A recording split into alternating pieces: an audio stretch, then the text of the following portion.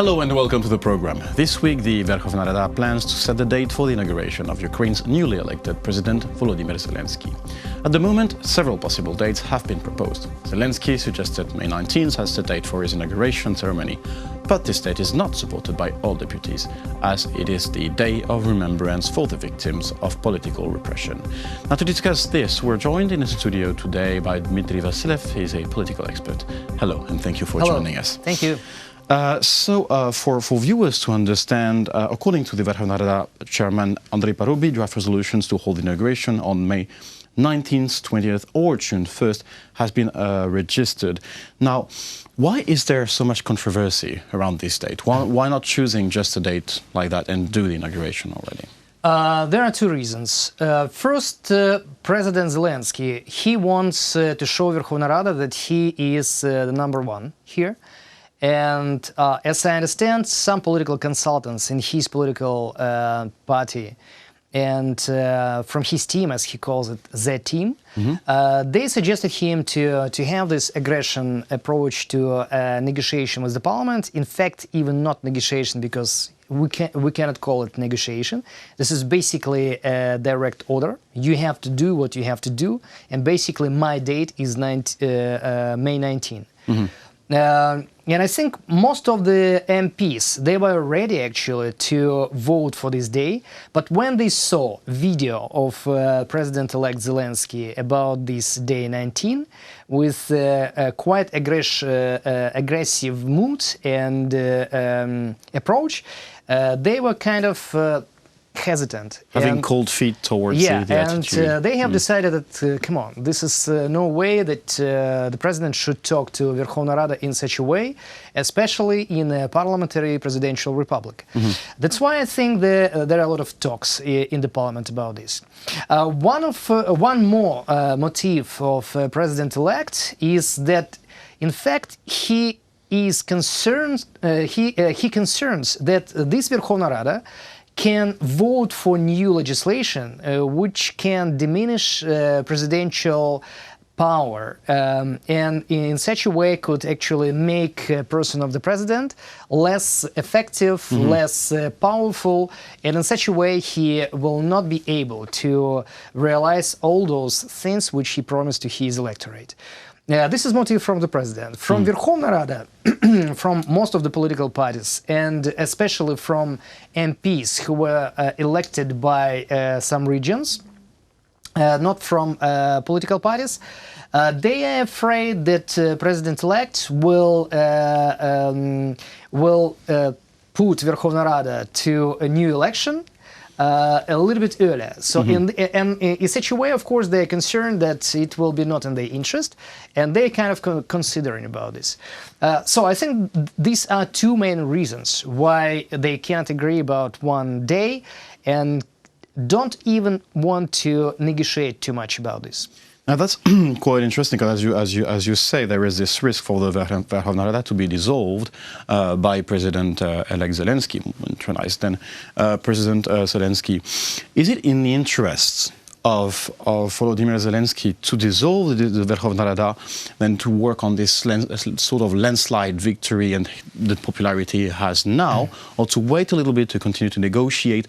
What is his best interest strategically and politically right now with the Verkhovna Rada? You know, most of the experts think and consider that early election will give more chances to a political party of president-elect called servant of people to take more MPs in Verkhovna Rada. That's why it is a very clear motive that they want to do elections as soon as possible, and this is the reason why there are a lot of talks about dissolving of Verkhovna Rada and put it on early election.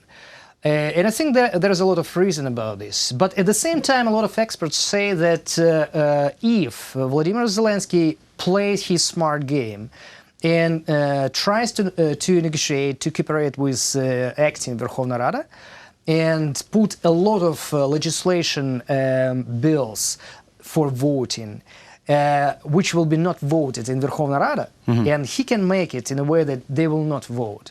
But he will always explain that, come on, this is something which I want to do for Ukrainian nation, for people who elected myself.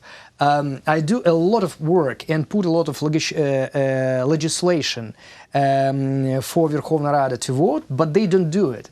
That's why, please, people, nation, vote for my party as much as possible during the terminal elections, which must be in October. In October, yes. And those experts also give a lot of arguments for the idea that the president should not dissolve acting Verkhovna Rada. And I think two ideas have the main pros and point. cons, yes. Yeah, and common sense. But, you know, we still don't know what is exactly in mind of President-elect. He's very particular about inauguration date, and he's quite aggressive, as we say, to Verkhovna Rada, and not really polite, which is not very good. And I think this is not the way to start his presidential work in a way that he puts a lot of blames on Verkhovna Rada, although this Verkhovna Rada has done a lot of work and was one of the best, I think, among all Verkhovna Radas before, because they elected a lot of necessary law for our Euro-Atlantic integration, for visa-free regime, for decentralization reform, economic reform, military reform, etc., etc. So I think there are a lot of clutch, but not with a good sense. And because that's what the viewers should understand here.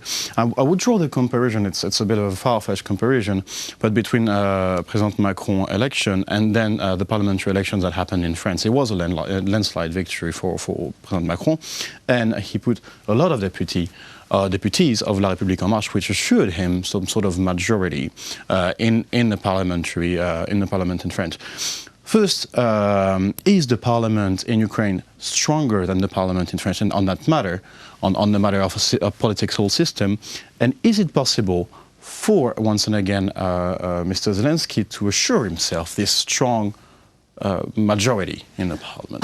No. When we compare two political systems, the president is actually the number one in political system of France. Yes. But talking about Ukraine, of course, it's number one representation body. But in fact, in our parliamentary presidential republic, Parliament has a lot of power, and the Parliament is the one who creates coalition from those parties elected who agreed creating coalition, and this coalition forms the government and the prime minister. And actually, prime minister is very strong. It is a key thing here. Very strong executive power in terms of economic and social life in this country.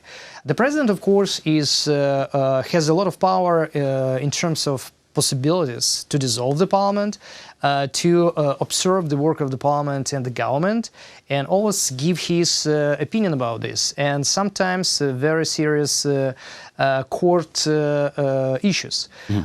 And the president, of course, is very powerful in the regional activities, because he signs the jobs for regional representatives in oblasts of Ukraine for the government's position. That's why governor's position. I mean, that's why there is some sort of balance. But when we compare with France, I think well, the parliament is a little bit weaker when it comes to executive power. Yes, exactly. So you would say that it is indeed indispensable and fundamental for Mr. Zelensky to at least play it well with the parliament today. I think it is important for the president, because the president is one of the most important symbols of any country, especially for Ukraine, especially in the time when we have aggression from Russian Federation against Ukraine, especially when we have to unite as a nation and try to do as much as possible to keep being strong and visionary. And when the president goes down for very basic kind of picturing all the situation and power interactions between the president and the parliament, government, etc., it doesn't give too much of hope for nation. it doesn't give vision for nation, and because it doesn't give vision, it doesn't give too much of hope. Of course, there will be a lot of funny stuff, and Volodymyr Zelensky is trained to do funny stuff. But I think becoming a president, you must step up very seriously and quickly. Now, but in the meantime, and to come back to the beginning of this interview and maybe to conclude this interview, this attitude, as you said, maybe not very polite and very aggressive towards Parliament and towards the political system, he kind of swore to change. Isn't that kind of his trademark here? And how much does it play in his favor also to show that he's a new man and he has a new ways of doing with this arm wrestle with institutions? At least it is a beginning, and at least he's trying to show this character, and with this character trying to understand what will be a reaction from the parliament, from the government, from the nation. And he's trying to show a strong man who knows what he is doing, and he is sorting out any kind of issues. It is good. He's trying, but there will be two things. First, what will be the reaction of the parliament, of the government, acting parliament and acting government? And after the election, what will be especially the role of the new parliament and how the new parliament will be reacting to this kind of behavior of the president, and what will be proactive measures and actions, especially of a new parliament and the government. And if there will be a strong coalition, and I cannot exclude that the party of President-elect will not be in this coalition. It is also possible, unfortunately, for Volodymyr Zelensky. Then the parliament and the government can be extremely tough to a new president. That's why I think it is a much smarter way to try to show the vision, very strong position, but polite, energetic, diplomatic, I would say, but very clear that you can be the leader who can unite people of different parties and bring everybody behind your back to a better future for this country. I think that will be that could be a much better way to communicate with all, with the power of the parliament and with all the nation. Because right now I don't think many people sure what is president, who is him, what he's gonna do, and do we want this kind of president? Even 73% voted for him. But again, it was a lot of vote not for Volodymyr Zelensky, but against of Petro Poroshenko. So let's see.